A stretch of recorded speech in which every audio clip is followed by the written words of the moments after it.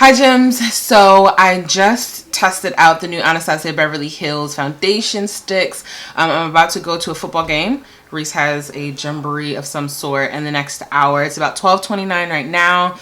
I just did a light beat, but I used all three sticks for foundation, for highlighting, and for contouring. And I'm just going to see how this wears with a couple of hours out and about in the community.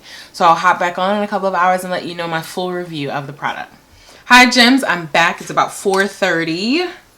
We are back from my son's football game. It was about 75 degrees, so we're out in the elements. It wasn't raining or anything like that, but I just have a couple of notes, pros and cons for the new Anastasia Beverly Hills foundation stick. So I'm just going to jump right into it. I threw my head wrap on because I need a haircut.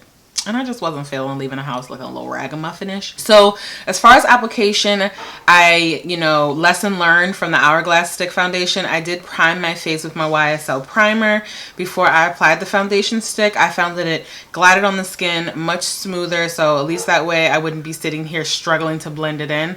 As far as color match, I absolutely love it. Like Cocoa was right on point. King Mally Magic was key and essential with picking out the overall foundation shade.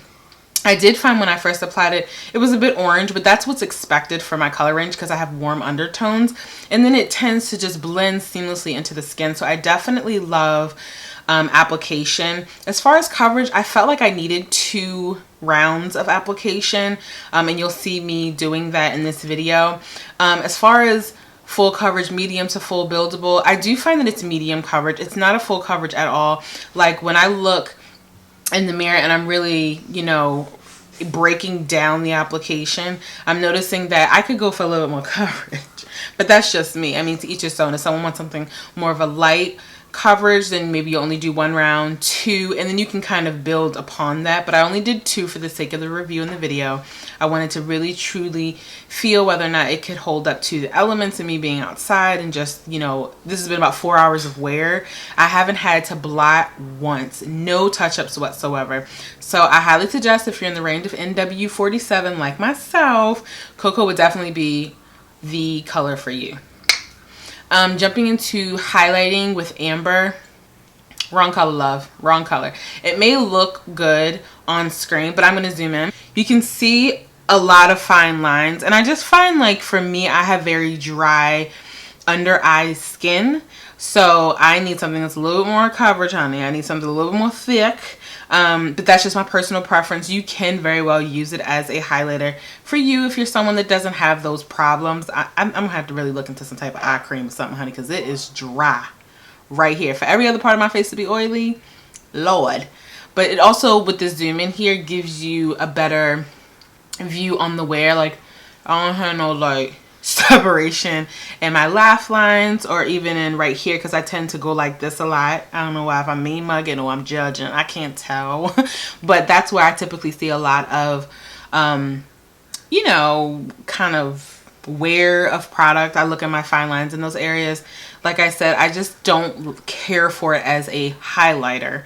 However, if you don't have those same problems as me, I don't think you'll really have an issue with it being a highlighter and using it as a concealer for maybe a lighter skin tone. Amber is just not for me. I'm going to try almond, but I am finding that, I just like concealers. It has a little bit more liquid. It's a little bit heavier coverage in the pigment. You know what I mean? So it's probably just best used for a foundation, but that's just my opinion. Now jumping into Earth, I use as a contour.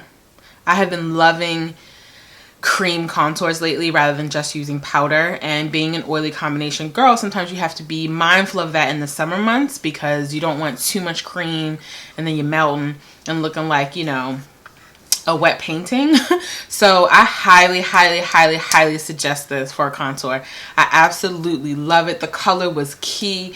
Earth, I was a little intimidated because some of the deeper skin tones don't come out until September, October. So I was like, let me just, I really want a well-rounded review and utilizing them on 3 different points of my face. And Earth was essential. It definitely reminds me a lot of my Black Up contour stick in the number 4. And that area of your face is not going to be as dry as, say, under your eyes, if that's your problem. But I definitely was feeling Earth, feeling Cocoa. Maybe not so much with Amber. But the overall wear of it, I don't feel shiny. I actually feel very comfortable. It's very lightweight.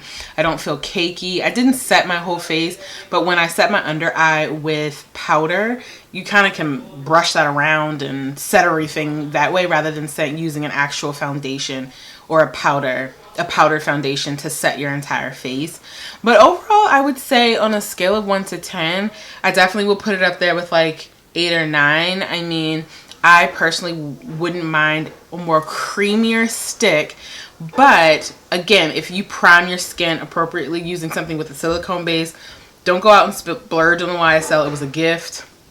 Definitely pair it up with maybe a Smashbox primer or even your Maybelline Baby Skin primer. Definitely love the color matching. Love the breadth of range for all of us to be able to choose from. They're only $25.